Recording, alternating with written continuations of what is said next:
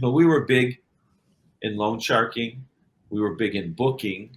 And my dad had a big size crew. We had so much money on the street that his boss, Angelo LaPietra, he didn't have to go for permission for a lot of stuff.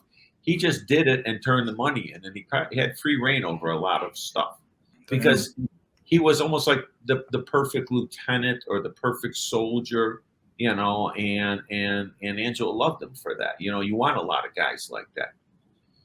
But when your pockets get full and your stomach gets full, that old saying, you start getting careless. And my dad sometimes would take some people's kindness as they were a good person, and all they were doing is, I always used to say, beware of the Greek bearing gifts. And so we had a guy in the neighborhood that was a mechanic, and my dad liked him. My dad was always intrigued with cars, had a passion for cars, old cars. So he'd take all his cars there, and it was called M&R Auto, and we'd have work done. This guy started to have some problems, and my dad helped him out.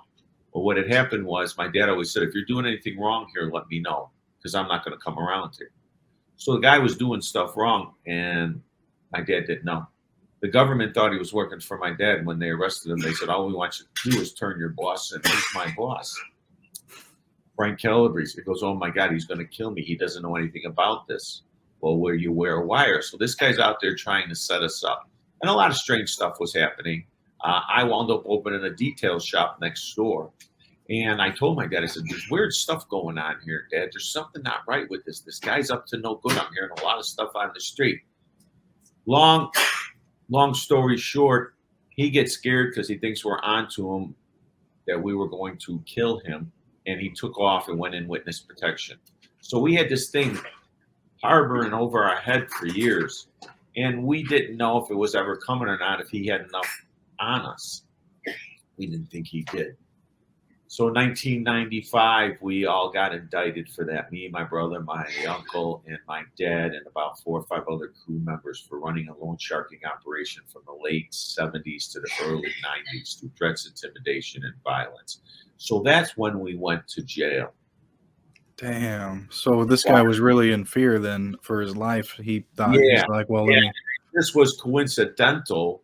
We had pulled over the river and made him get out of the car to talk to him about the cars we were driving somewhere. It had nothing to do with it.